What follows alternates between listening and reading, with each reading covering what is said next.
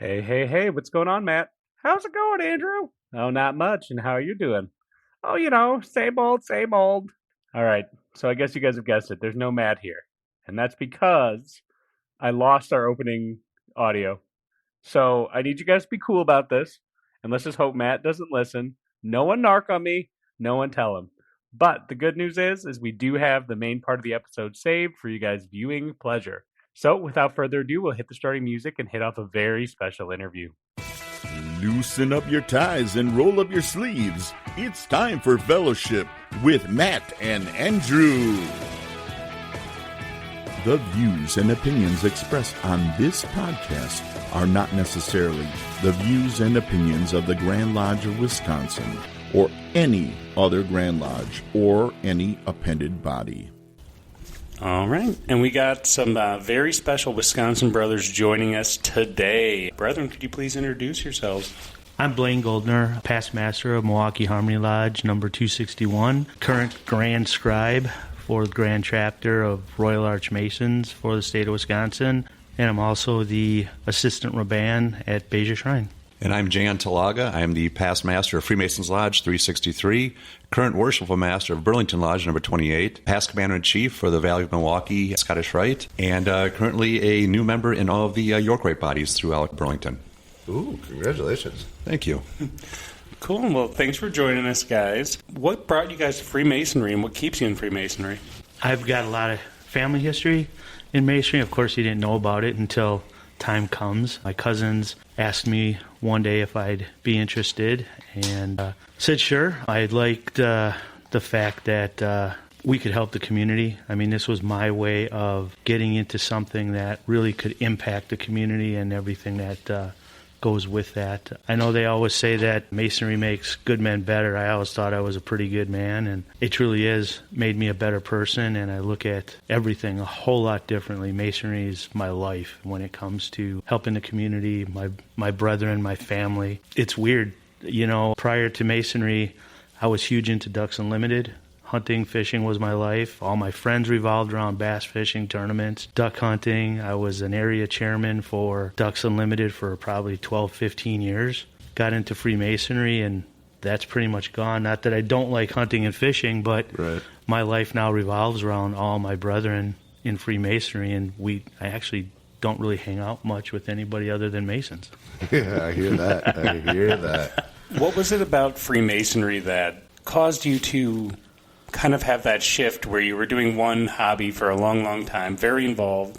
What was it about it that you found so captivating right off the bat to kind of, move your life to kind of focus on the craft? It was really the community service stuff. I'm pretty sure you guys all know back probably, 3 to 4 years ago, I created with my lady Stacy, we had two years in a row that we had huge food drives for the community. I raised over $20,000 each year, and we gave away per year almost 8,000 meals to homeless people. Not just homeless people, but people in need. Mm-hmm. And that's really, that's huge to me. I just like being able to help out, raise money for donations and just help where we can. That to me was just, and to find this group of brethren with that same common goal, that this is their lives, that helping each other, helping the communities, that just keeps me going. Awesome. That's probably one of the best plugs for Freemasonry Well, I'll be honest, I'm not a huge ritual guy. That everybody, has their different opinions. But, in my opinion, you have to have that balance of both. Yep. You got to have the brethren who just love to do the ritual work, because without the ritual work, we can't progress in this craft. But you also have to have those guys that are going to be boots on the ground, get things done, and, the tenets, brotherly love, charity, and faith. Charity is huge. Yeah. And that you sounds a lot like your bucket analogy. Yeah, I always do this bucket analogy where I say Freemasonry is 3 buckets: brotherly love, relief, and truth. And a brother will come in and will have all 3 buckets, but probably a preferential bucket or 2 that they want to, that gives them more value, right? And it's the Mason's job, Lodge's job, to make sure all 3 of those buckets are getting filled. So a good environment where brothers can bond and build relationships. an educational system that can help fulfill their minds, and a strong drive to get out and help the community. And when one bucket is being preferential or being preferenced, it causes an imbalance because not everyone's able to get what they need. So a Mason's job is to, in my opinion, learn to fill those 3 buckets within themselves and also make sure their lodge kind of does it too. So that's how I always like to think about it when I'm thinking, what kind of programs do we need at lodge? What do we need to be focusing on? Is where is one bucket being disproportionately taken care of, and how do you bring them into balance? You know what I mean? Yeah, no, I agree. 100%. That's a good way to put it. Yeah. He's the smart one on the podcast. Far too many times you'll go to lodge and you're sitting in lodge wondering, where is everybody? Okay? And it turns out to be a 45-minute business meeting. And then you understand why some of the brethren aren't coming, because that's not what they joined for. They didn't join to come to a lodge for a business meeting. I know in our particular lodge, we have quite a few of those brethren. The younger brethren don't want to come because they don't want to sit there, because to them it's like, is this all that there is? Because they don't see, and they're not around long enough or often enough to see everything else we do. So there's, like you say, that bucket balance. You have to have that. Mm-hmm. You know, Right. Too many lodges do focus on coming to lodge. Hey, we need you, brother. We miss you. And then you show up and we argued for 15 minutes over the electric bill. Nobody joined to have a business meeting and discuss what bill we need to pay. Right. And the business is necessary, but I think a lot of lodges have been exploring ways to be more efficient and say, like, the lodge room is not where you discuss the electric bill. We have a committee for that. You guys just report on what you found. We make a decision, right? Absolutely. And it's like there can be 1 or 2 comments, but we're not going to sit here for 10, 15 minutes arguing about it. We at Lake moved our education to the front of our meetings before business starts, so that, like, right off the bat, you're like, all right, let's start with something that's more engaging, so we know right off the bat it's not going to get cut, because at the end you might get tired, and I often do. So I moved it to the front to say, let's start here so it can have its time and start, and then we can try to make the rest of the business more efficient. And, I think trying to do those small things makes the meeting just better. Sure. More interesting. in a good flow. I mean, because now you got the brethren engaged in something they're interested in, as opposed to the other. The other thing that I notice quite a bit is, yes, we are a fraternity, but a lot of, especially younger brethren, equate that to a college fraternity. Mm-hmm.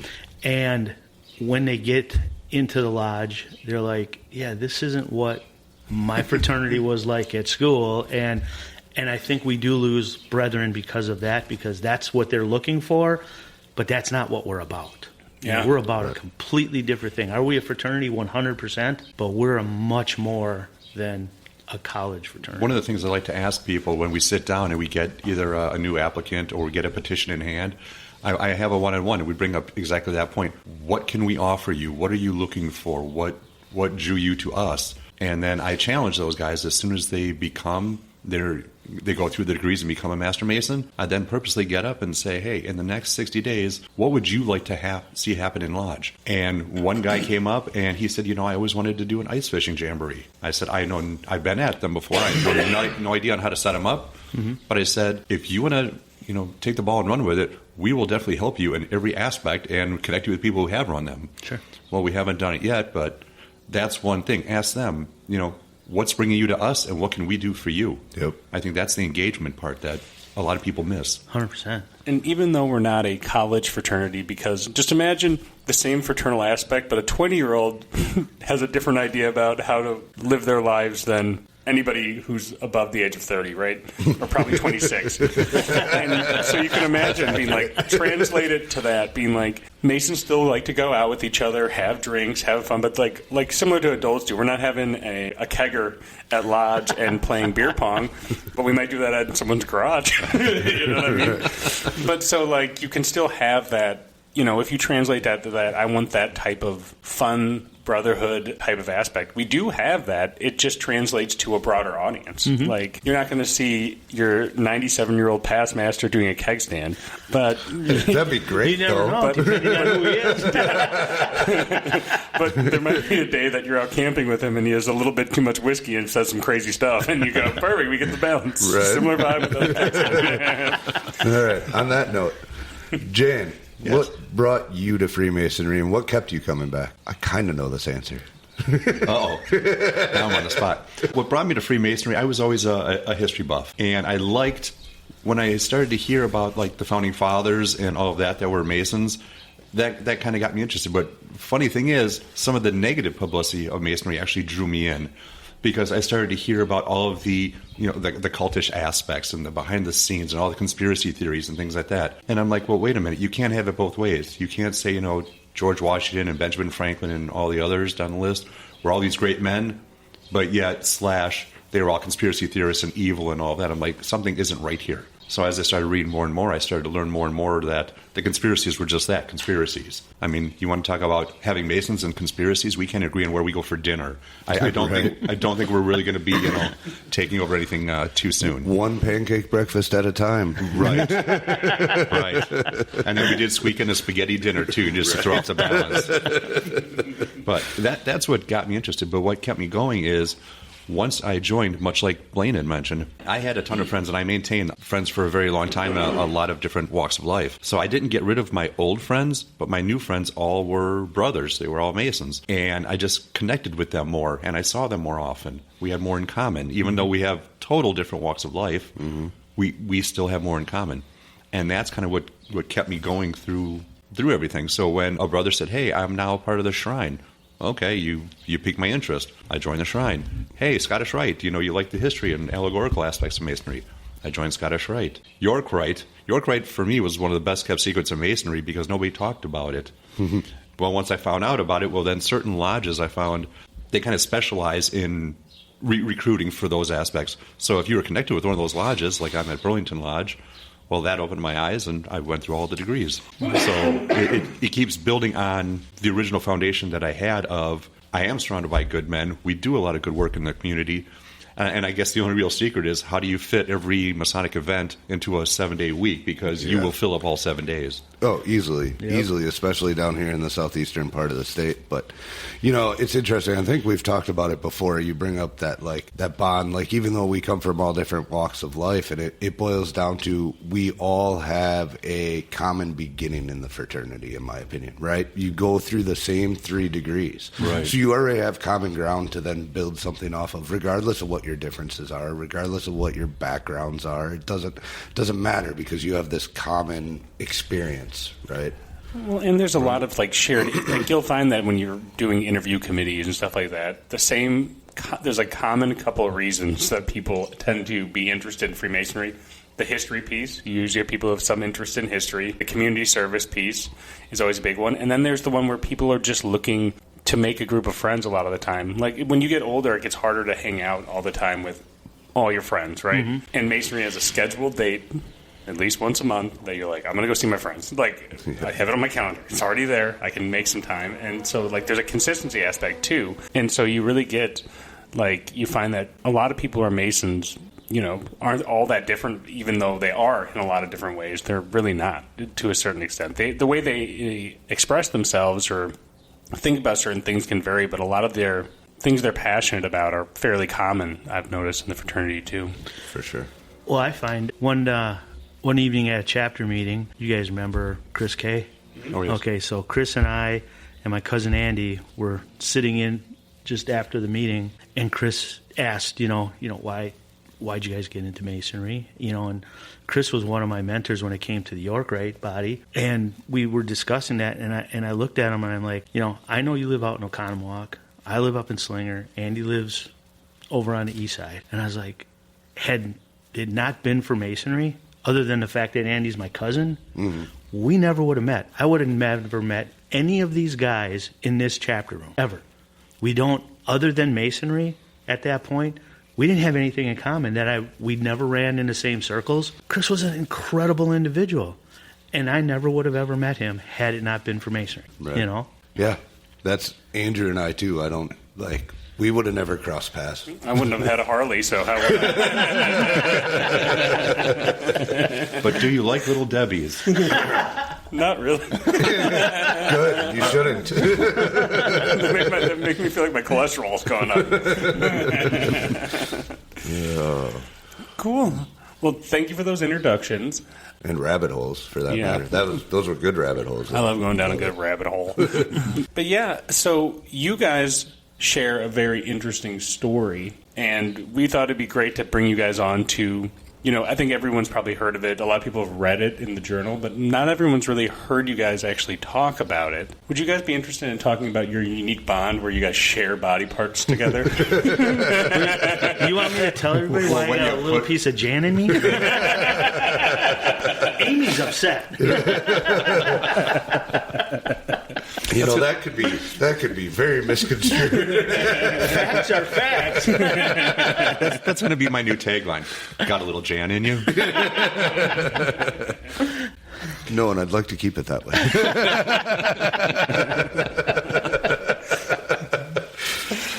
Oh my gosh. Blaine, I think why don't we start with, let's go back a year from now. Where were you a year ago?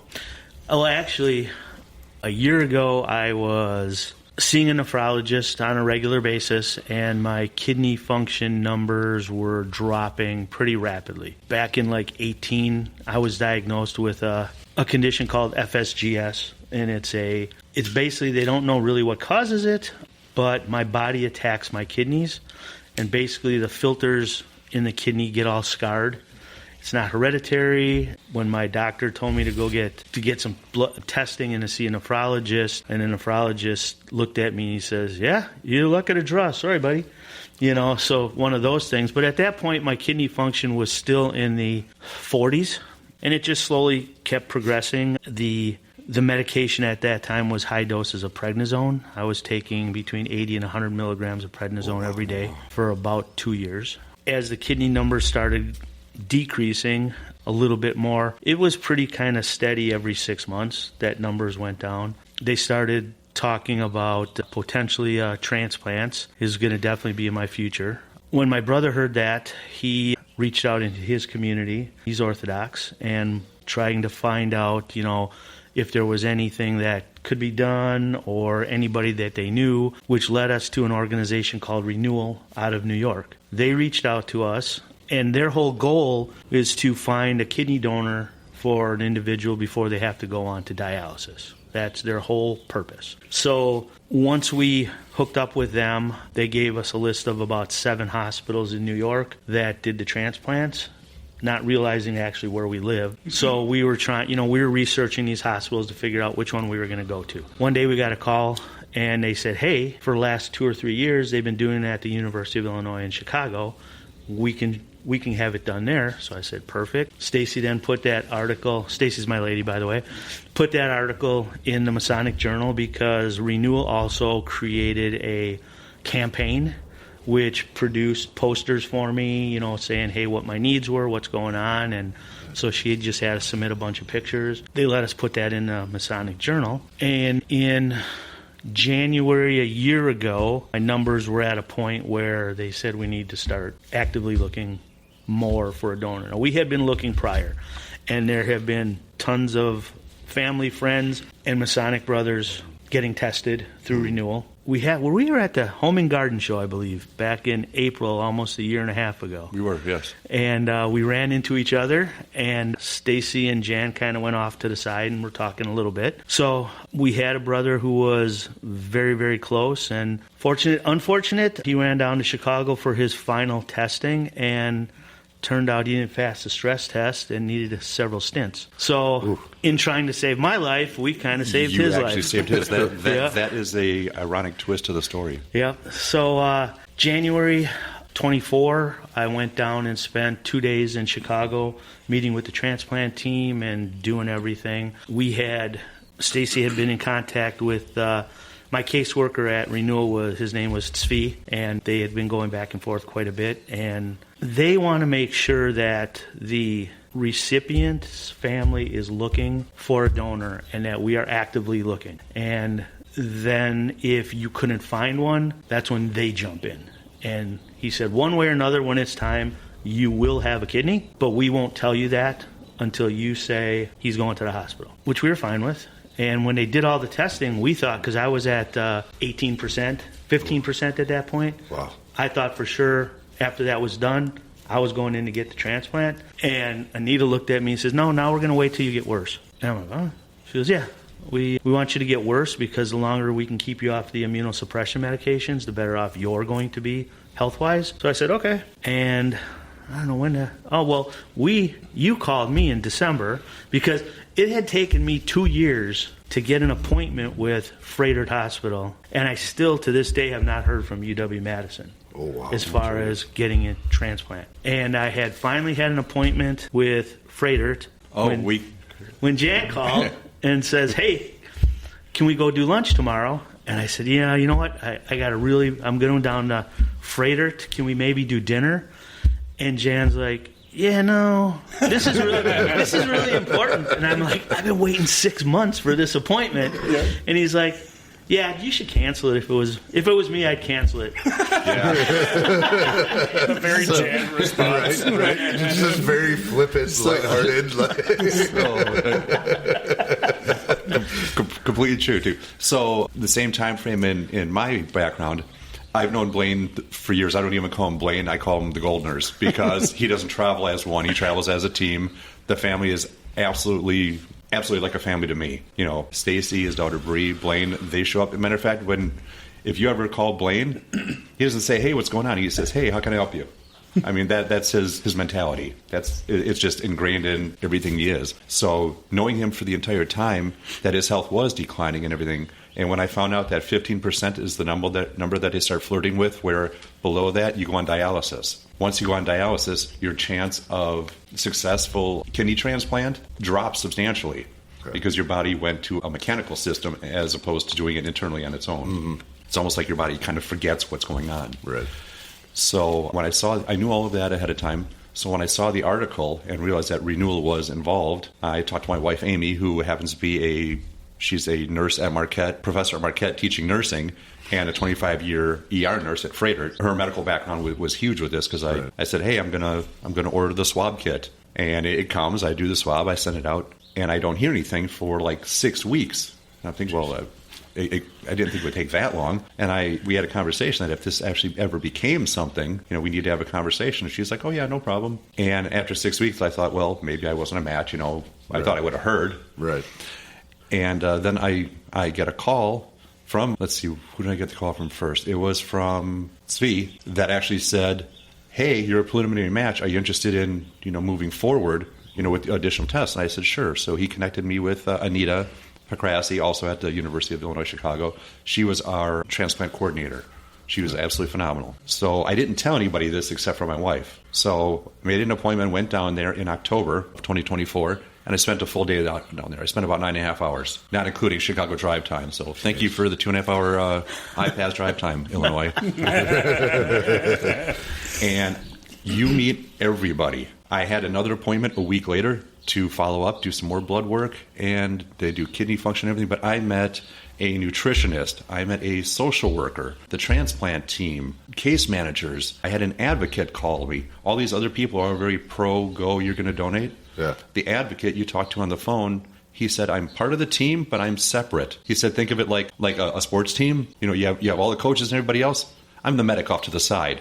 I have no say when I'm part of the team. Right. He said, I'm here for you. I want to make sure you completely understand what's going to happen afterwards, how your life is going to change, how your life is going to remain the same. There's give and take there. But at any point, up until where they're about to put, the first needle in your arm and wheel you down the hall, if you say, stop, I don't want to do this, he said, all you have to do is tell me, and I will contact the whole team and shut everything down right now. He said, because I'm here for your well-being. So it was so nice to hear all these other people telling you about, what's going to happen and how amazing this is going to be. And one guy saying, if you ever want to back out, and it has nothing to do with, being a coward or nervous or anything like that. He said, life happens, circumstances change. You let me know, and I will shut the whole team down, and I am on your side for this. Well, thankfully, I had multiple conversations with him, and I never, went down that road. Right. So when it came time, I went through all those tests. Everything worked. Finally, I got the call from Anita. This was the day before I talked to Blaine. She said, Jan, you cleared every hurdle. Everything is good. You're a match, and your body, not only are we physically compatible, but my body will also be able to maintain itself after removal. Right. They said everything is good to go. So that's when I called Blaine. I'm like, hey, can we get together? And he said, yeah, he's going to go to Frederick and all. And I said, yeah, you might want to cancel that appointment and all that. Let's get together. And he said, cancel it. I said, yeah. I said, as it turns out, it looks like you have a donor. He said, I do? And I said, yeah. And he said, well, who is it? And there was a pause, and then Blaine said in a voice I remember, he goes, is it you? And I said, yeah, it's me. And it was a somber moment over the phone. Right. And then we got together again. The Goldners showed up, the whole family. It came there, and it was hugs and kisses, and sat down and just started conversations. And I had a bag that they gave me from the transplant team, different blood kits that we both needed to have done within so much time. Yeah. So we could get this taken care of over the course of the next 2 months. It had to be done by the end of the year. Right. For insurance purposes and coordination and scheduling and things. So once I knew it was coming, I told my family at Thanksgiving. Everybody was all on board, except for my father. My father has miserable health. He's had so many surgeries and so much everything. He's like, your body's healthy. You're good. You shouldn't do this. I said, well, it's kind of the point, Dad. My body is good and healthy that I can do this. Right. So everything else kind of moved forward from there. And I never told anybody outside of the realm of people that I know. Word kind of spread organically. Well, I found out organically means Stacy Goldner. Because that spread like wildfire once she got hold of it. Yep. Yeah, Brianna, Stacy's kept everybody posted on our progress, with Facebook.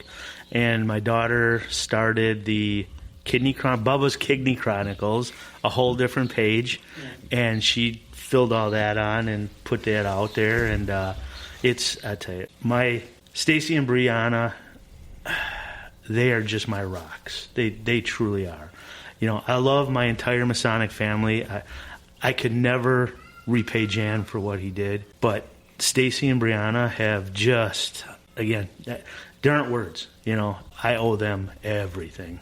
They're constantly 24/7, and just whatever I need, whenever I need it. I don't know if Stacy told, she probably did, but because Stacy had just started a new job prior to the surgery, December 2nd, I believe. So, and of course, she had in interview processes prior to that, the transplant had come up, and so because of that, she didn't get a couple of jobs.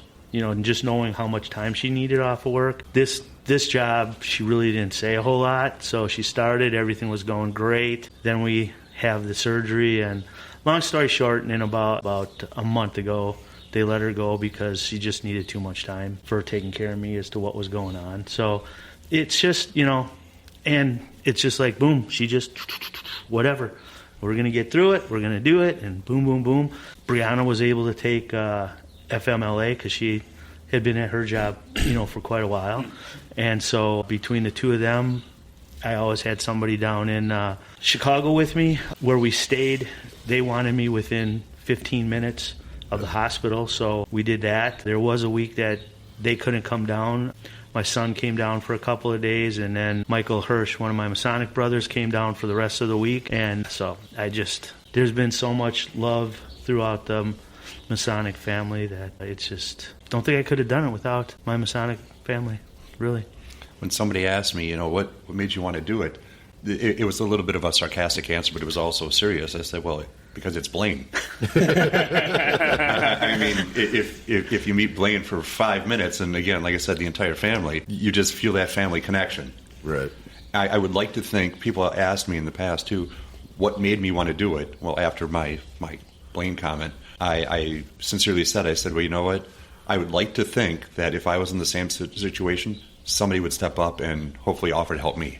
Right. And I truly do have that outlook. Mm-hmm. So that was my motivation. So what was it like the day of? You guys, it sounds like things went really, really slow, then started going really, really fast in a pretty quick turnaround. A lot of it had to do, unfortunately, with my Cobra insurance ending. God. December 31st was it, and we didn't have any insurance after that.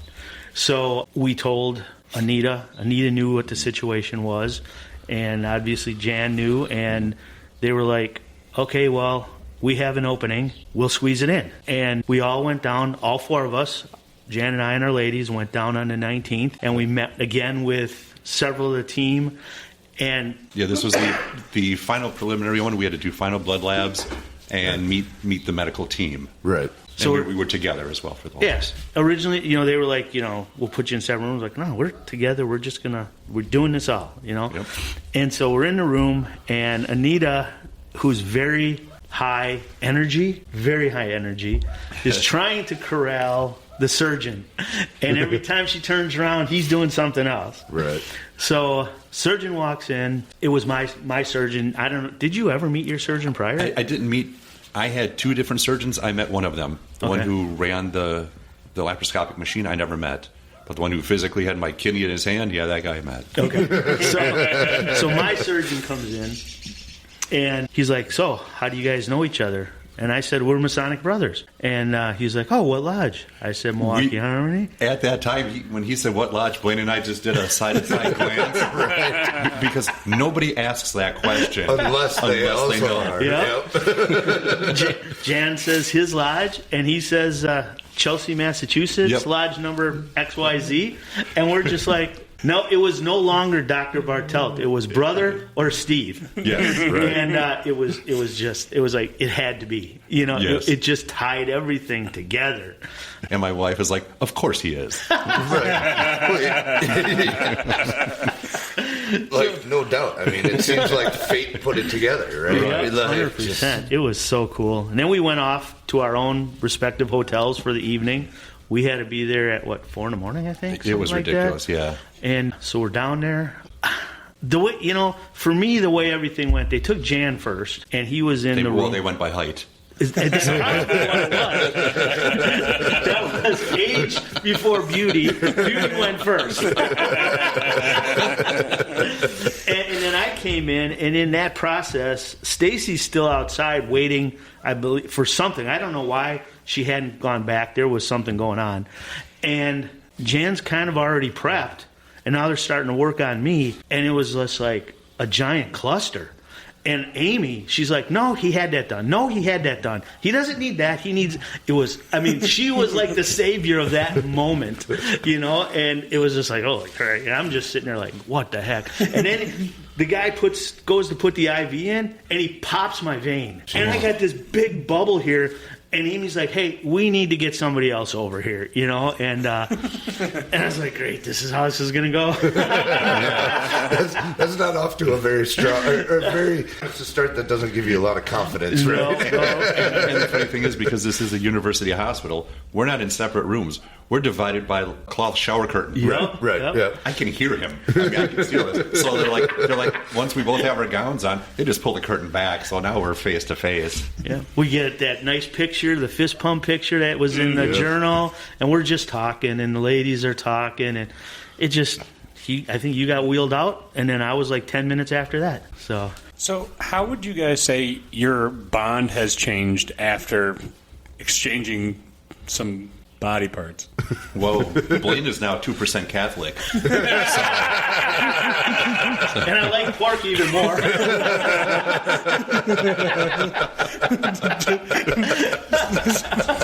Just still Jewish, but kind of like sympathetic to the Pope a little bit. Yeah. Feels a little bit of the Catholic guilt. Just a little. I crave fish from Wednesday through Friday. Well, you live in Wisconsin. You already crave fish on Friday to begin with. Wednesday's the new one. Yeah, right. Oh, jeez. I don't care what anybody says anymore. The Easter Bunny's real. I'm seeing him. So, how would you guys say this whole experience has it affected your understanding of what Masonic relief looks like or brotherly love, for that matter? Yeah. If anything, it hasn't changed anything for me. This was always my outlook, but the people that I've talked to, it's impacted them. And I'd like to think that, if a brother needs help him. I mean, yes, this is an extreme level, but it could be, I've already had brothers who are going through a divorce. Hey, I need a brother to talk to. Right. Somebody needs help moving a couch. I really wish you needed help moving a couch, but it would have been a lot easier. But people have told us that it's been inspiring. And if anything, that's what I would like to take away from it. Because, my outlook of Masonry hasn't changed. My connection to Blaine is just as strong as it was before. I mean, yes, is it tighter now? or closer now, absolutely. But we're close. I don't know how you get much closer. Right. So that's how it went for me. Is he adopted into your family now? He always was. Is he going to switch always his last was. name at this point, though? Or? Oh, speaking of which, I wasn't invited for Seder.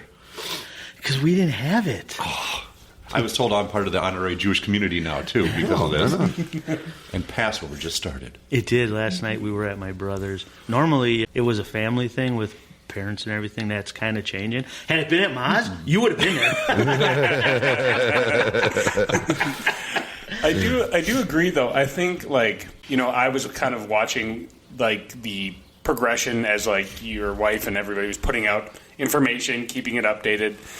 And I was like, I hope a brother, stops in. And, I think it does show, as a good reminder to everyone, the extent of what brotherly love and relief can mean. And, I think it sets the bar pretty high. So, Right. People will see that when people reach out. It's like, guys, this is one of those case in points you can point at and be like, you guys can do a lot of things for each other when you can think that you could go as big as putting a little bit of Jan in you. I mean, it's not necessarily like the kidney transplant itself. It's that it was Jan's. I mean, that's the scary part, right? One thing I do have to give credit for, he's given a lot of credit to his wife, and rightfully so. I got to give credit to mine. I'm on Facebook about 3 times a year. Just get rid of that icon that says you have messages. Mm-hmm. I don't go on Facebook, but my wife does. And she posted the progression and the journey from our point of view on our side. So I give her complete credit because she was the one answering the emails, the phone calls, the updated messages and things like that. So she did a hell of a job with that as well. And I know Jan's integrity, and Jan is just an awesome individual. There's no question about it. But I don't know if I've ever said this to you, but Stacy and I talk about this all the time, that it's not just Jan, it's Amy as well, because Amy absolutely needed to support this entire situation. Right. And I firmly believe that had it not been for Amy's support, this may or may not have happened.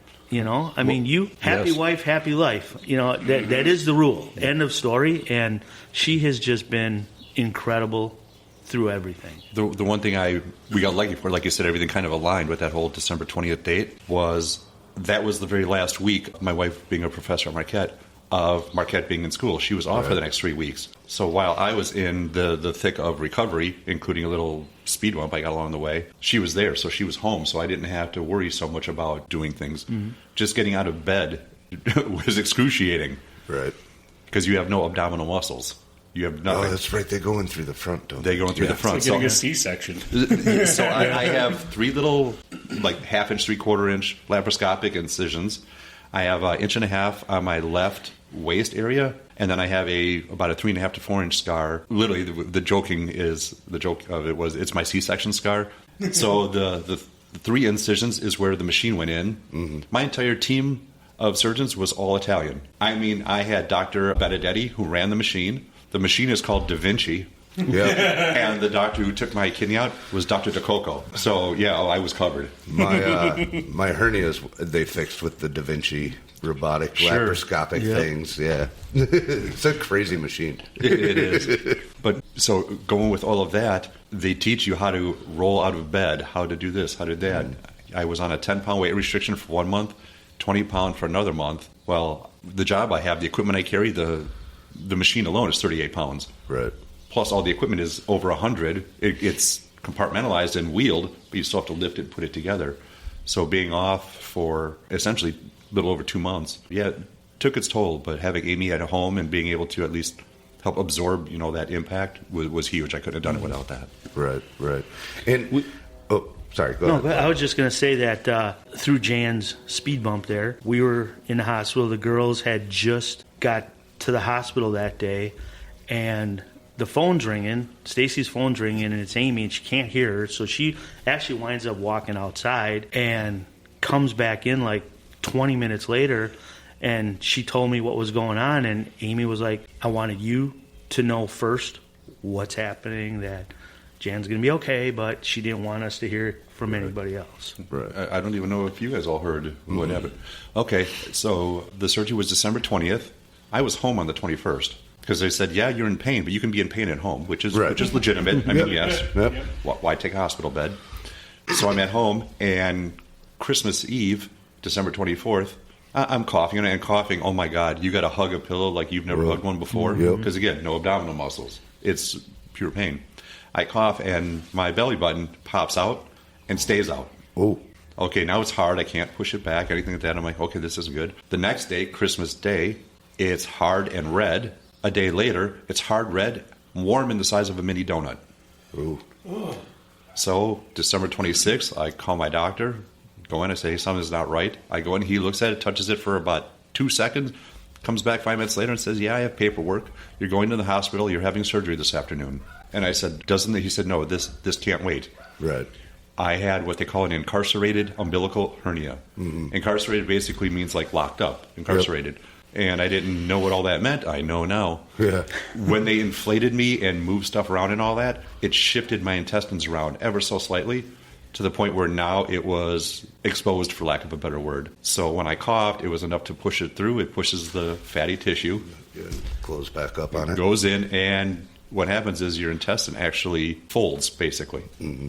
If that stays there and it seizes, well, then you're having, reconstructive surgery and all of this. So he said, no, it had to be done immediately. So 6 days later, I had to have another abdominal surgery.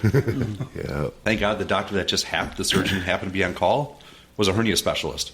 Perfect. So I was able to get that done. They couldn't do everything for me like they normally would with mesh and things like that because of all the other incisions that just happened. Right. Because they're worried about infecting that area. Yeah. So, but they took everything as best they could and took care of it, and so that added another 2 weeks to my recovery. You're right. I can't believe you waited 3 days when your innie became an outie. Like, my innie became an outie, and I get it because you were just in surgery. Like, I don't want to do that right now. But my innie became an outie, I'd be panicking. Well, I coughed, it popped out. Maybe I cough, it pops back in. I don't know. Right. Well, you just kind of, whatever. Yeah. I mean, I nowhere near that level, but I had an inguinal hernia, which are equally bad. They're pretty much like, if your intestine's protruding, it's surgery right away. If it hasn't quite protruded yet, they'll schedule your surgery like a week out, but if something changes, you're going in right away. And I was the same way. I found like the lump, and I was like, maybe that'll go away by tomorrow. And when it was still there, the like next day, I was like, yeah, okay, now maybe I should call the doctor. This is classic dudes going to the doctor. Like, they can lose 3 fingers and be like, maybe they'll grow back. I'll check it tomorrow and we'll see about it. Just procrastinate. Yeah, it should go down. I put icy hot on it. Exactly. Yeah. I did everything I was supposed to. I took ibuprofen and I put an ice pack on it. Like, what else is there to do? And I called you in the morning.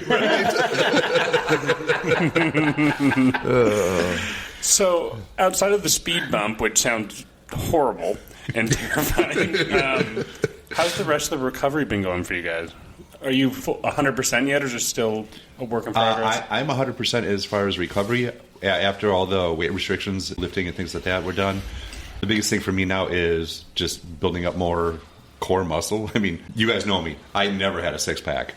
I'm trying to work on getting a 1-pack back right now. Yep. So that's the biggest thing for me. I'm lifting, trying to do my job normally now, and I'm like, ooh, that's still a little tight because scar tissue shrinks. Yep. And because I wasn't physically active, muscle tissue atrophies. So I got to stretch that back out and build it up again. Yep. It'll take a little time, but it's on its way. Did your belly button go back in? I have a sexy innie now. Yes. Ooh. All right. And another scar, so yeah. Chicks dig scars. Yeah, that's true. Oh, speaking of scars, again, with that whole team that I met, the social worker was very specific, too, said, how do you feel about your body image? Because now, during, swimming and things like that, your body's not going to look the same now. And I'm like, okay, well, I'm glad you touched upon it. I don't care. But these are all the things that are working behind the scenes that they think about. Right. They said, after the surgery, we don't want you coming back and say, hey, you didn't tell us about this, or I never thought of that. They said it's our job to think of all of it ahead of time so you have the information moving forward. Well, you'll just have to model with your shirt on now, I guess. For all those modeling pictures you've been doing. I'm on a podcast, so clearly I have a face for radio. Why do you think Andrew and I haven't gone to a video podcast yet? Yeah, it's funny that you bring all that stuff up because all the things that they talk to Jan about, I got none of that. My social worker, when we talked, she was just like, how is this going to affect you? Stuff like that. I started with my social worker when she came in, younger woman, and she's taking down information, and she's like, I think one of the questions was like, do you live in a house? I'm like, no, not really.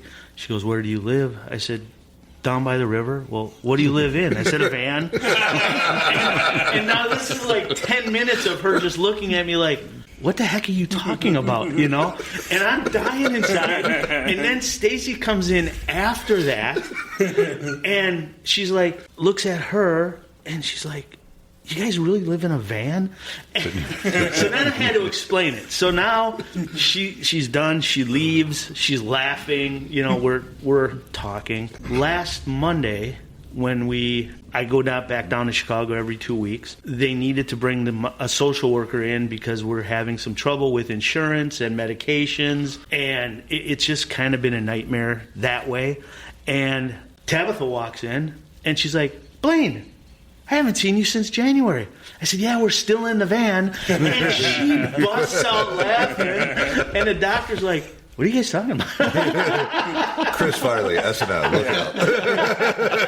You don't stop smoking doobies. You'll be living in a van down by the river. For me, recovery's been slow. We've had more speed bumps than we care to, but it's between low white blood cells and C. diff and the BK virus and this I know more now than I ever cared to know about anything. I didn't know that your white blood cells are produced by bone marrow. Who'd have thunk? Oh, clearly you guys knew that, huh? I'm out here on this island. You guys could have shared. So I've had 2 injections to help boost that. Looks like my numbers as of Monday, and I'll know more on tomorrow when I go in, seem to be creeping up. But it was funny because when I went, the first injection I had was down at the hospital, and then he called me like a week later, says, you got to have another one. And of course, it's one of those things that it's kind of like they call it an infusion, but it's really just an injection. It's like putting, an insulin shot. And she's like, you got to come in. I'm like, I'm not driving another 6-hour round trip down to Chicago. We need to figure out something up here. I said, the nurse who gave me the injection said that I could just go to my pharmacy and get the injection and give it to myself. She goes, oh, yeah, we never thought about that.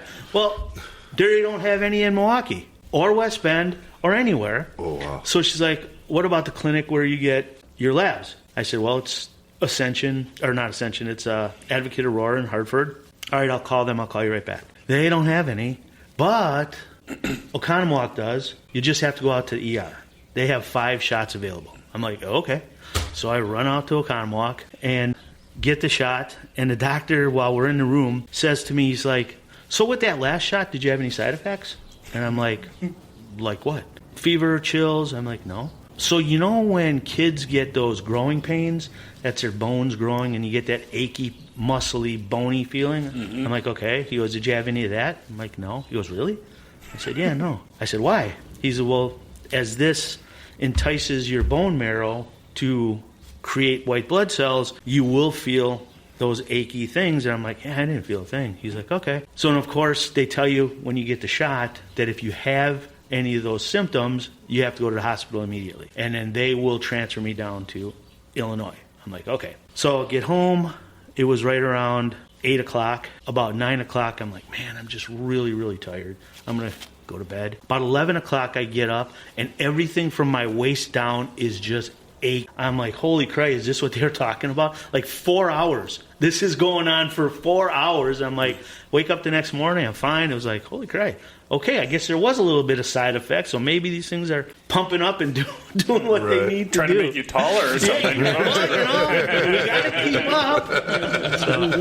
But, back to your question about assistance and all that other stuff. The one thing that I have found, when we take our obligation, it's aid and assist, worthy brother, master masons, their widows and orphans. This experience has brought that to a whole new level. And I have talked to past Grand Mr. Ritchie and everybody else, and we've had some conversations. And I said, right now, if you look at where as the state of Wisconsin has gone, our big things are the fire suppression units, those backpacks for the first responders, stuff like that. I mean, everywhere, that's a huge, we talk about that, donating to that all the time. It's very rare that we talk about how we can help our fellow brethren in anything. And this has kind of, even talking to other brothers within my lodge and other lodges, has totally sparked, wow, we actually really do care about our brethren, and this is happening, from multiple lodges, Grand Lodge, the 2 York Rite Foundations. Scottish Rite? And I never even talked to anybody in Scottish Rite. And I get a phone call, and next thing I know, Gary and Mike are down in Chicago with me, presenting me stuff that it's just like, I was floored.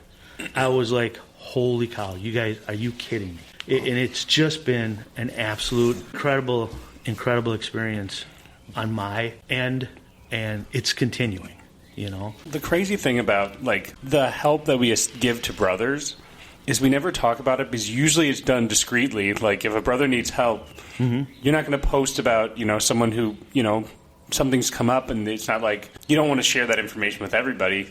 It was just this quiet slide of here's some help. And then we had a situation come up at Lodge, and I think only 3 members of the Lodge knew about it who needed to approve it. And then we just give the assistance and move along, because the only headlines that Brotherly Charity or Masonic Charity does is when you're doing something for the community, something public where it's we're doing this great thing, all this stuff. But we kind of forget that one of the secrets of Masonry is how many more people we're helping with just silently just being and here's some help, and we're just going to move on. And because, that's sometimes the best way to do charity is you're not trying to make a news headline or take credit. You're just someone needs help, we're going to help them, and we're just going to go back to our pancake breakfast. See, and that's kind of where I think we fall a little bit short. And the reason I say that is that there are brethren who don't know that this happens and don't ask. I've had several brethren who have seen our story, and we talk constantly, and I know that they're struggling, and I'm like, it's just a page on the website. Right. Or it's 3 or 4 pages with your financials. You have to do that. That's what we're here for. And I think if more brethren actually knew that help is available, that's just my opinion. Well, I'm with you there, Blaine, and I think your and Jan's story, besides the brotherly love and the true act of sacrifice that is inspiring about it, right, is everything on the back end of that can also be inspiring to brothers, because now your story became so well known as you were looking for a donor that finding out what happened afterwards and the assistance that you've been given afterwards to help you get through all this from various lodges and independent bodies and everything else has just been amazingly outpouring. And I think it truly is bringing to the forefront what you brought up about, helping a worthy Master Mason, right? And I think it's going to really bring it to the light of a lot of brothers' eyes that this is something we do, and it doesn't have to be this extreme situation. If at the bare minimum, it's going to open up the conversation for this kind of stuff to happen more. Sure. Right? The one thing that when Dave Ritchie contacted myself and Blaine and said that he wanted to put an article together on this, he asked me what was my outlook in all of this, and he made the comment of, wow, this is a step of what a hero would do, and I don't see that. I don't want to hear that. I said, in my eyes, the hero was Blaine, because, like we said about Masonry, how much is done where 2-3 people know about it? It's put under the radar. You don't ask for help publicly. Blaine literally put it out there in front of 10,000 Masons. Hey, I need help. Right. Who can help me? I mean, that takes a huge leap of humility and faith to say, guys, can someone help me? Right. And Masons hate asking for help. That's another universal common trait with Masons. Let's rephrase that. Guys, men hate asking for help. You're 100% right. And to be honest with you, had it not been for one of the brothers in my lodge who finally just said, you and I and Stacy, we're going to sit down in front of this computer, and I'm going to actually help you fill out this paperwork, I wouldn't have, honestly, because it was one of those things that, we'll figure it out. I'm a big boy.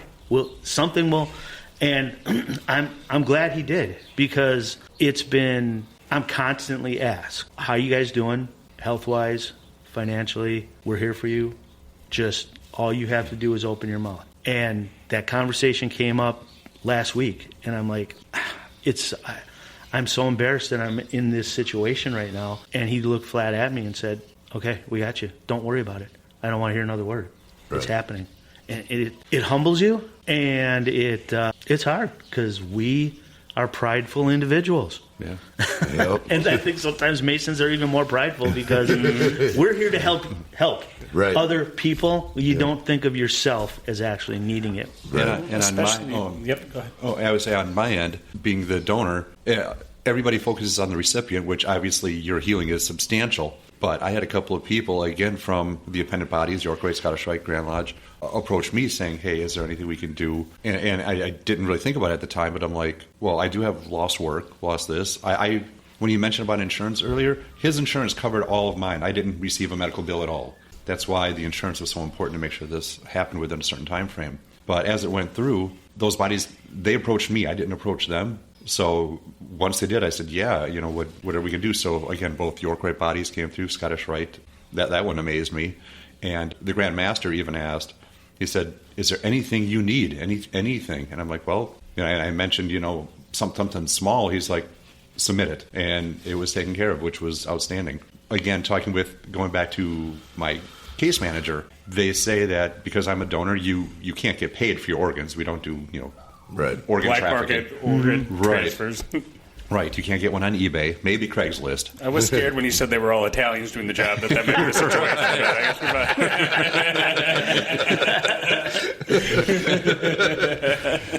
Yeah, I know a guy.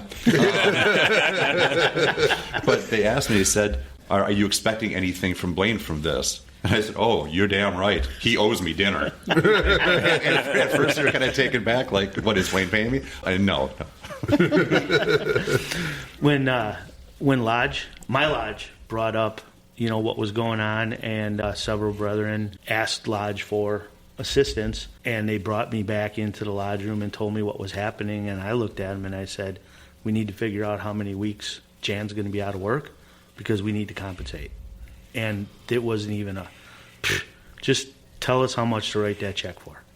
It does bring up a good point, like in Masonic charity, like when, a couple of years ago, I think it was Most Worshipful Paul was saying, guys, start using our stuff. There's just money just sitting here. We need to be helping each other more, which was a good reminder. Like, we're going to change the website so somebody can request it for you. If you don't want to do it, your brother could do it for you. And I think those are great practices to give like a proactive approach because, like we're saying, it's hard to ask for help. And I think it's really cool that the Grand Lodge and the Scottish Rite and the York Rite and all these other foundations actually took the initiative to be like, we're going to go and call them and be like, hey, I'm not going to have you chase me. I'm going to chase you to give that help. Mm-hmm. I think as a fraternity, if brothers and the, various governing bodies did that stuff as regular practice, it would be, just more beautiful fraternity. Not that they don't, but it's hard because you don't always have the visibility you need to know what's going on. But if people keep that in mind and they hear a brother in passing and you go,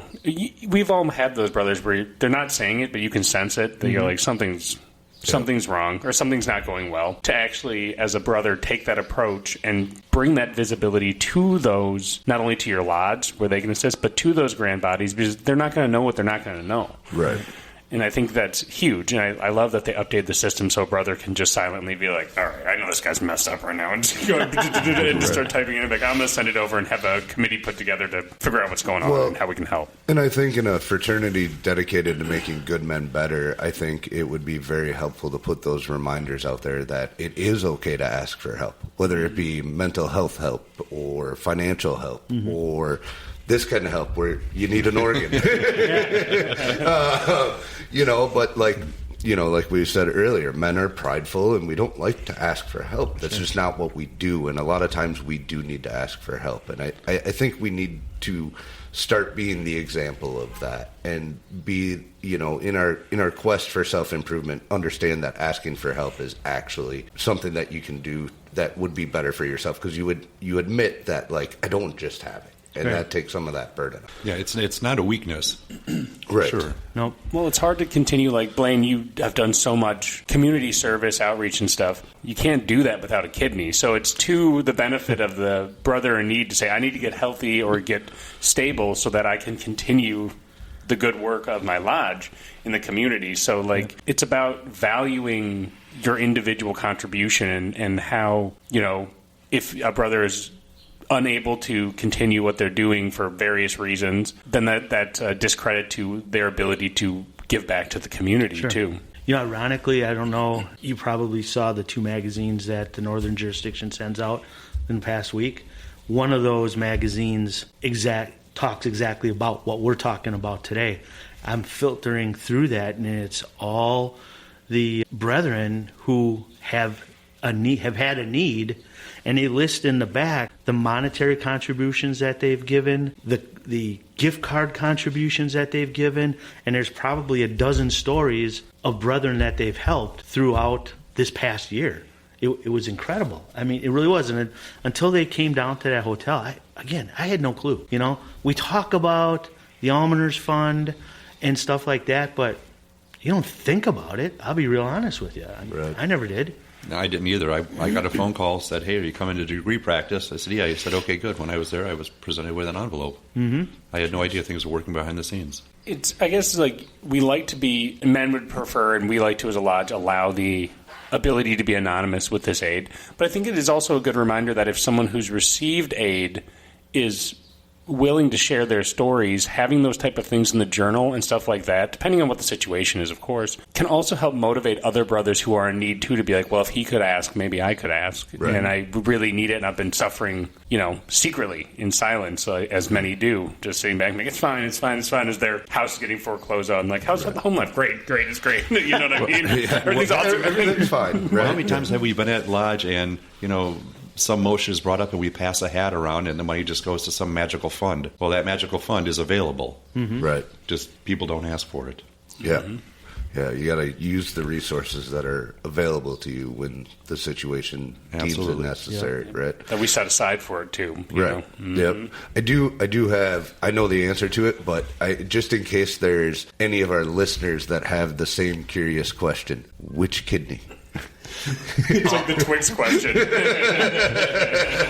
Awesome question. Based on anatomy, 90%, 95% of the time, they're going to take your left kidney. And the reason is because your right kidney is so close to the main arteries and everything else, your left one is offset by about 3 centimeters, which means there's 3 centimeters of additional tubing, right, to attach to the recipient. If it's the other one, then they actually have to use cadaver tissue and whatever else they use. Mm-hmm. So that's why they take that one. Yeah, so I'm walking around with 1 kidney, and Blaine can brag. He has 3. Yep. That was actually going to be one of my questions I didn't know the answer to. So they left both of yours in there then for this? Yeah, so my original kidneys are still back there. I asked them why, and they said there's no reason to take them out unless they have stones or cancer. Right. And then the new one's in my abdomen. Oh. So the kidney's in the front of me. So I have where Jan's got those nice little cute scars. I've got a scar that goes from the bottom of my rib cage all the way through my groin. Oof. So that makes some things a bit difficult for maneuvering and stuff like that. But right. So that's there. Wow. Well, not to transition us away from medical things, we like to ask a question on every episode to draw from your Masonic experience. And you guys are both past masters. Could you guys take turns explaining to me what advice you would give to a incoming worshipful master who's about to sit in the East about being a worshipful master as a past master? Right, like somebody going into the East for the first time. What would be your advice to them as a past master? I guess the first one is going to be make sure your house is in order. Make sure the lodge is good financially. You have a good support team. Next, meet with your leadership and truly find out about your brothers. Find out how many people... I belong to a lodge that has approximately 80 people on the books. You guys are a Lake Lodge, and you have 189, I think, on the books currently. Yeah. Get to know the brothers and the families and the widows on almost a personal level. I mean, you can't know everybody, but at least touch upon them so that you have a feel for your Masonic community, your lodge, and act upon it. See what they need, even if it's a phone call, if it's a letter, a fruit basket at Christmas. Just be there for the community, because at some point that community was there for your lodge, and they will be there again if you need them. Be there for your lodge. And for me, I would echo everything that Jan said. And in addition, be kind. Understand that there are multiple personalities within that lodge, and you have to be able to adjust to each personality. It's a big thing for me that every time I was worshipful master, and it's been quite a few, I sat down with my officers to make sure each officer knew what their role was and how we could work as a team. Because a house divided, we know how that goes. But with all your officers, if everybody is cohesive, it makes for a much smoother year. And don't be afraid to reach out and ask questions. That's what I know. The very first time I was worshipful master, I had multiple mentors. They helped me immensely.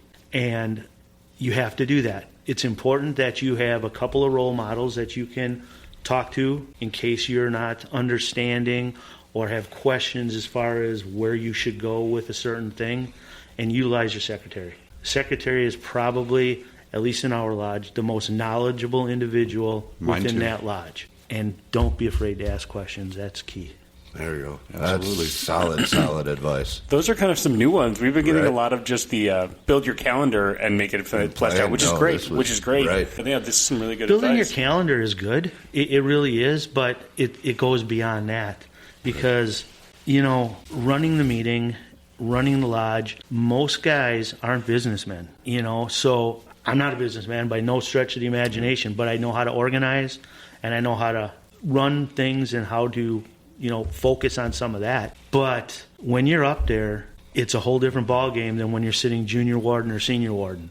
Now it's you, and everybody's looking at you to lead us into the through the year. And I don't know if anybody's touched on this, but reaching out and finding new petitioners. I know we have the Day of Light, and to me that is a great tool. To me they work hand in hand. The normal old-fashioned ritual work, going through all 3 degrees, and the Day of Light. You can look at history, and you get just as much retention with the Day of Light as you do with the traditional 3 degrees. There are so many brethren right now that are doing incredible things that I never knew actually went through the Day of Light. Sure. Back then it was called Man and Mason. Yep. Yes. And it's like, holy Christ.